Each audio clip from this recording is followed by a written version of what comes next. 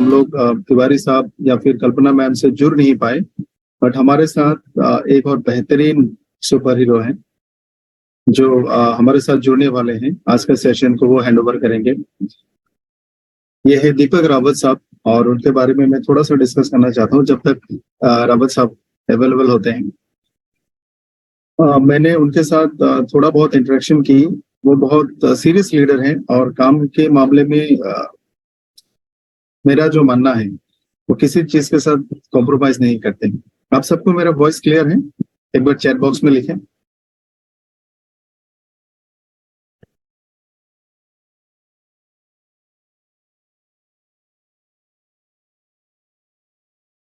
Great. और जो थोड़ा सा डिले हो उसके लिए वी आर वेरी सॉरी। कभी कभार टेक्निकल चीजों में एरर होती है, और कल तक हमारे पास कंफर्मेशन था, हमें भी कुछ फैमिली चैलेंजेस भी हो सकते हैं। आप सबका बहुत बहुत शुक्रिया अभी तक हमारे साथ बने रहने के लिए। तो दीपक रावत साहब के बारे में मैं आप सबको बता रहा था कि बहुत ही सीरियस लीडर हैं। काम के साथ कभी कॉम्प्रोमाइज नहीं करते। काम मतलब काम, घर ही नहीं देखते, वक्त नहीं देखते। उनके साथ हम लोगों ने 2 बार छोटे मोटे प्रोग्राम्स किए। उनका सपना, उनका सोच बहुत बड़ा है।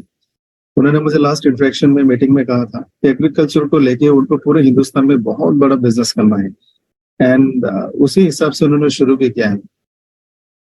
तो आप सबकी सपोर्ट से, जोरदार तालियों से मैं आप सबके बीच इनवाइट करना चाहता हूं हमारे सुपर हीरो दीपक रावत साहब।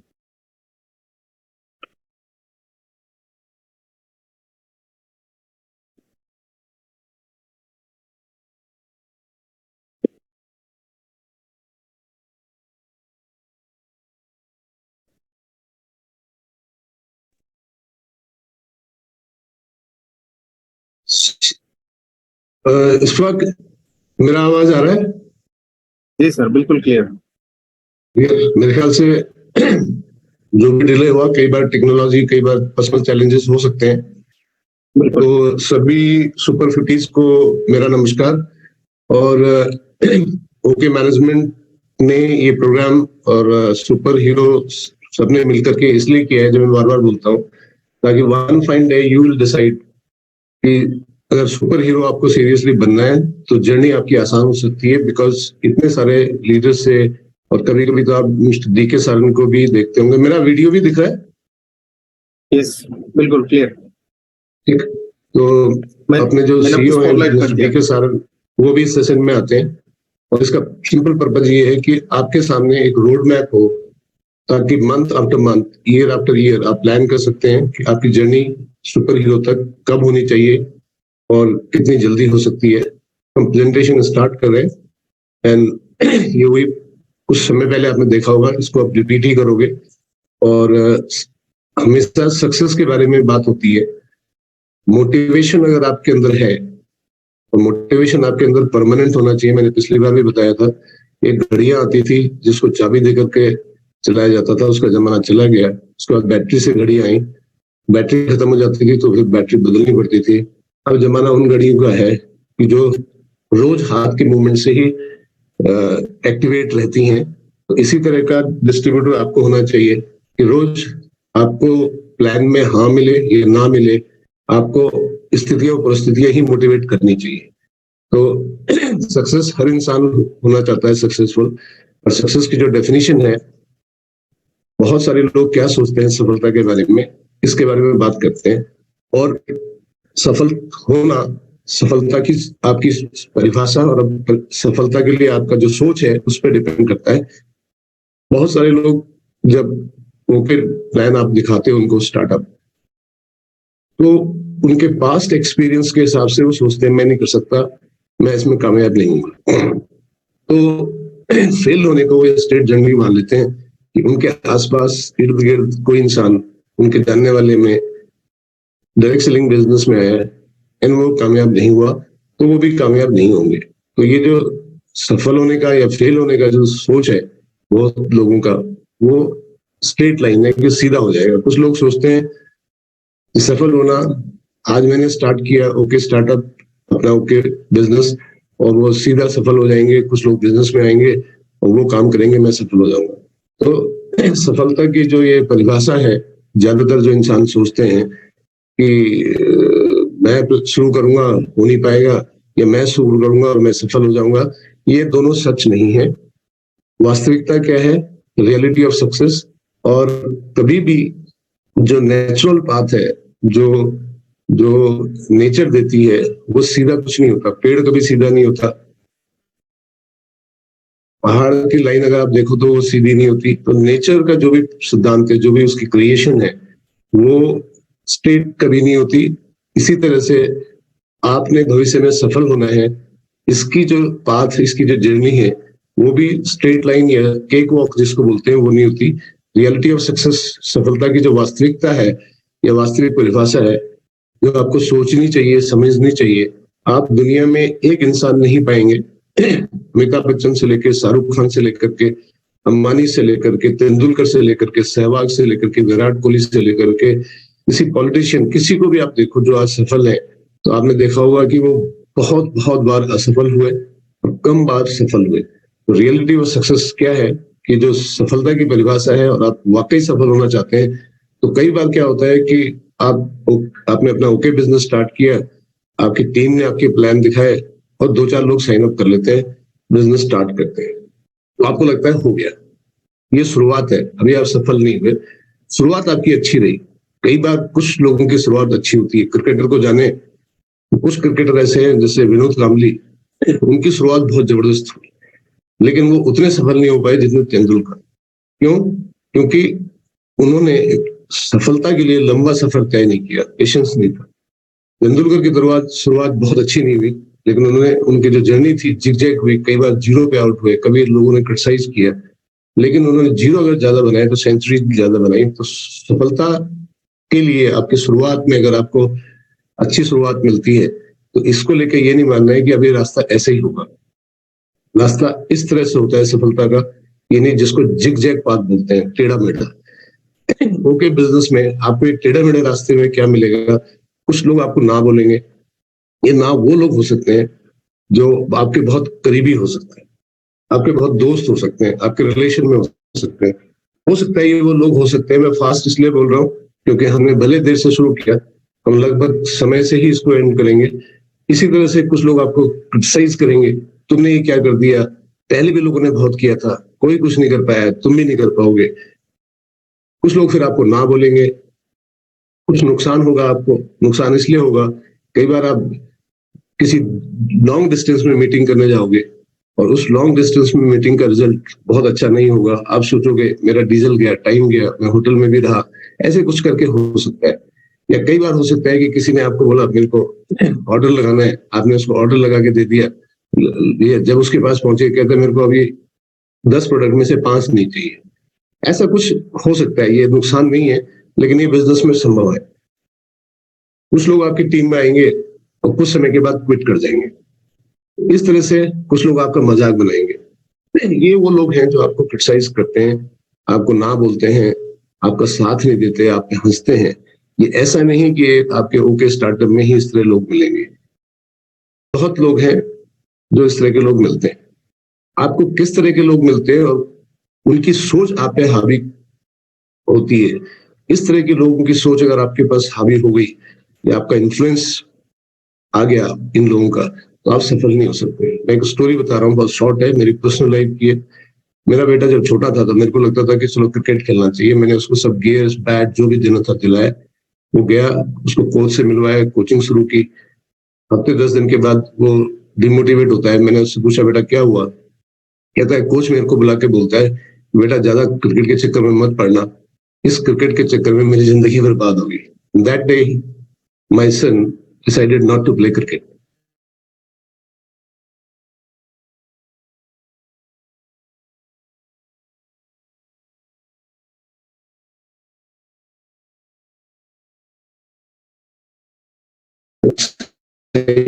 सोच रहे हो आप टॉप में जा सकते। ये जो आपको क्रिटिसाइज करते हैं, ना बोलते हैं, ये कई बार वो लोग हो सकते हैं जिन्होंने जिंदगी में कुछ करना ही नहीं, कुछ बड़ा नहीं करना। ये वो लोग भी हो सकते हैं जिनको अपने ऊपर विश्वास नहीं है कि हम कुछ कर सकते हैं, और ये इसीलिए इनका इन्फ्लुएंस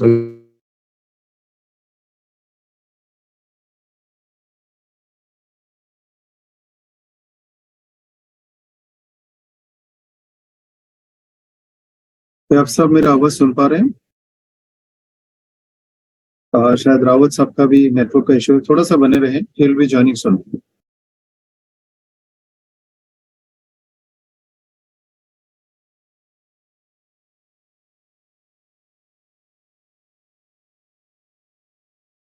रावत साहब फिर से जुड़ गए, थोड़ा सा नेटवर्क इशू है।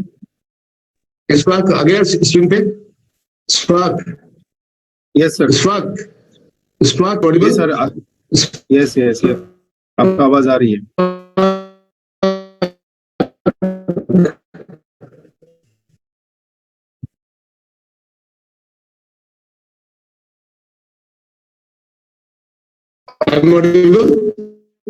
Yes sir.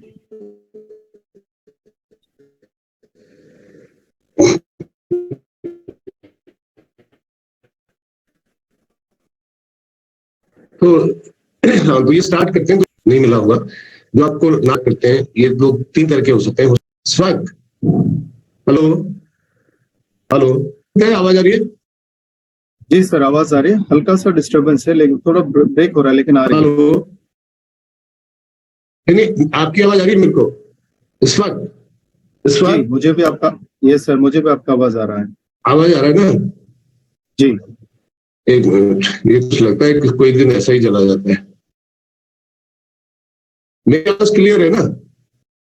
जी स्क्रीन क्लियर है, आपका आवाज भी आ रही है, हल्का सा ब्रेकेज है।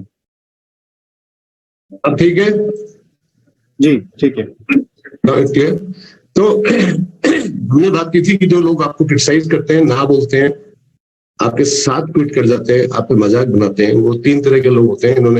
आपने इनको कोई बड़ी पिक्चर बताई और इनके लिए अपनी जिंदगी में कोई बड़ी पिक्चर है ही नहीं। दे सिंपली ना बोल सकते हैं, आपको क्रिटिसाइज कर सकते हैं, आपका मजाक बना सकते हैं।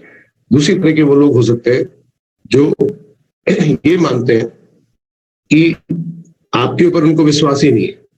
और तीसरे वो लोग हो सकते हैं जिनका अपने ऊपर विश्वास नहीं है।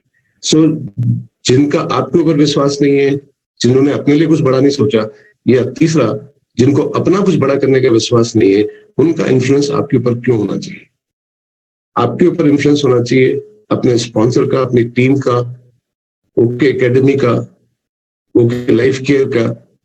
इस तरह का इन्फ्लुएंस होना चाहिए, क्योंकि वो लोग हैं जो आपको हर मुकाम पे कहते हैं yes we are with you, you can do it.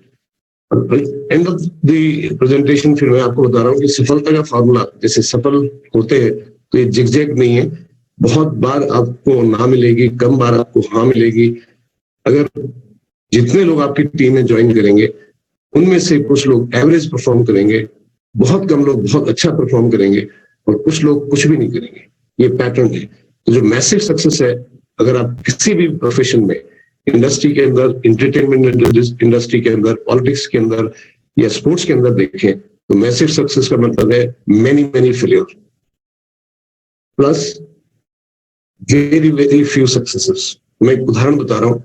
अगर आप अमिताभ बच्चन या किसी भी एंटरटेनमेंट इंडस्ट्री के जो आज आपको स्टार लगते हैं, उनको बैक ट्रेस करें उनकी लाइफ में, तो उनकी कई ज्यादा पिक्चरें फ्लॉप होती हैं और बहुत कम पिक्चरें हिट होती हैं, जिसकी वजह से वो आज मेगा स्टार होते हैं। इसी तरह से तेंदुलकर को अगर आप देखें तो उन्होंने जितने सैकड़े बनाए, सेंचुरी बनाए, उससे कई ज्यादा बार 0 पे आउट हुए, कई बार 10 पे आउट हुए, कई बार 12 आउट हुए। तो तेंदुलकर का 50 से नीचे आउट होना लोग 0 ही बोलते थे। इस तरह का ही पैटर्न है सफलता का। आपका भी पैटर्न आपके सुपर 50 से सुपर हीरो की जर्नी में एवरी सिंगल डे आप प्लान दिखाते हो। आपको कुछ प्लान में हाँ मिलेगी, कुछ प्लान में ना भी मिलेगी। नेक्स्ट डे आप प्लान दिखाते हो, कुछ में हाँ भी मिलेगी, कुछ ना भी मिलेगी। जो लोग आप कुछ बिजनेस में आएंगे, उनमें से कुछ लोग बहुत बड़ा बिजनेस बनाएंगे और बहुत लोग हो सकता है बड़ा बिजनेस ना बनाए। कुछ लोग आपकी जर्नी में क्विट भी करेंगे। यही सफलता की एक जर्नी है। मेरा प्रेजेंटेशन यहीं पे खत्म हुआ। Over to Ishfaq.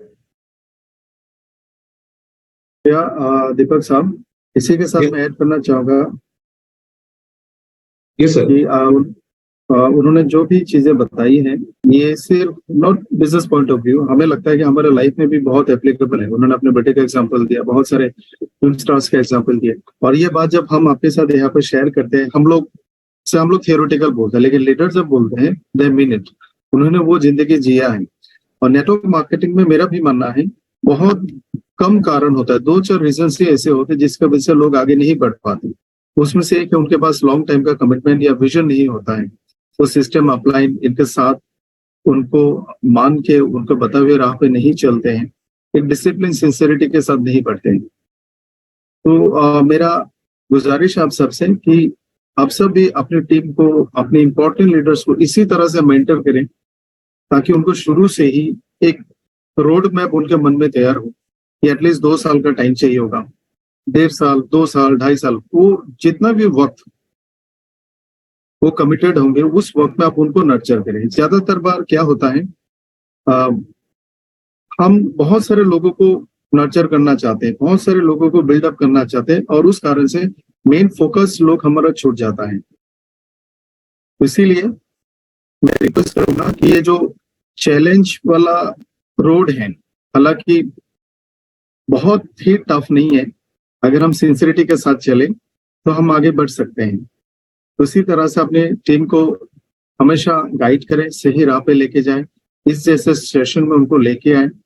और आप सबको रिमाइंड करना चाहता हूं कि जो भी ऑफर चल रहा था एलडीपी का, अगले 2 दिन उसका लास्ट डे है और 3 तारीख को आप सब लोग अपनी टीम के साथ जरूर और बेशक दिल्ली पहुंचे। बहुत बड़ा अनाउंसमेंट होने वाला है जो बिजनेस के लिए और हम सब के लिए बहुत पॉजिटिव साबित होने वाला है। इसी के साथ आज का सेशन एंड करता हूं और दीपक साहब इतने शॉर्ट नोटिस पे आने के लिए बहुत बहुत शुक्रिया। Thank you so much and good